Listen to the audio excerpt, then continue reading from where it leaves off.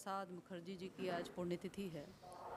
उनकी पुण्यतिथि में हर एक भारतीय जनता पार्टी का कार्यकर्ता, संगठन का दायित्वधारी, जनप्रतिनिधि आज अपने श्रद्धा सुमन उनको अर्पित करने और किस प्रकार से उन्होंने, चाहे वो जम्मू कश्मीर के संदर्भ में हो या राष्ट्रवाद के संदर्भ में हो, जो मार्गदर्शन हर भारतीय को देने का काम किया है, उसको आज स्मरण करने का भी दिन है। और आज उनको वाकई जो उनके दिए हुए मार्गदर्शन में जो निर्णय माननीय प्रधानमंत्री मोदी जी ने किए हैं, उसको भी आज हम सब लोग स्मरण करते हुए निश्चित रूप से अपने श्रद्धा सुमन अर्पित करेंगे और अपने आप को गौरवान्वित हम सब लोग महसूस करते हैं कि हम इस दल से जुड़े हैं जो दल राष्ट्र प्रथम के साथ में आगे बढ़ने का काम करता है।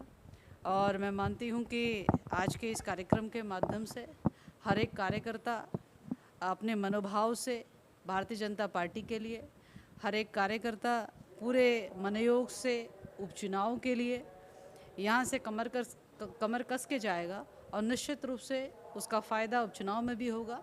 निश्चित रूप से इसमें कार्यकर्ता का जो भाव है राष्ट्र के प्रति है वह भी मजबूत होगा।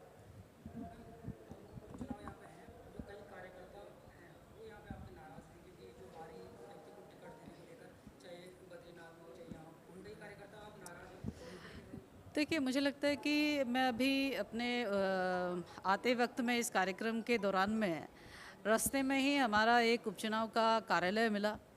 वहाँ कार्यकर्ताओं के साथ में बैठक हुई। संगठन के हमारे जिलाध्यक्ष और सम्मानित पदाधिकारी यहाँ पर हमारे साथ में हैं। उनके साथ जब चर्चा हुई इस संदर्भ में, जो आपने कहा उनके भाव में तो कहीं नहीं था, मैंने उनसे पूछा तो ये प्रतीत होता है कि दूर दूर तक इस बात का कोई अस्तित्व नहीं है।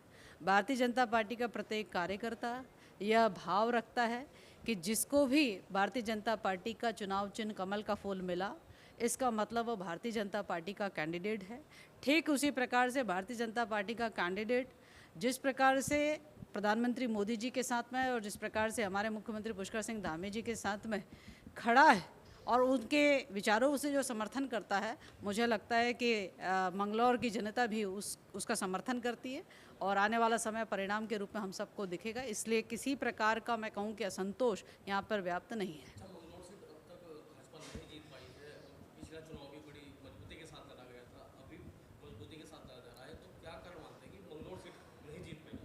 देखिए, मुझे लगता है कि मंगलौर सीट अब तक में हम नहीं जीत पाए हैं।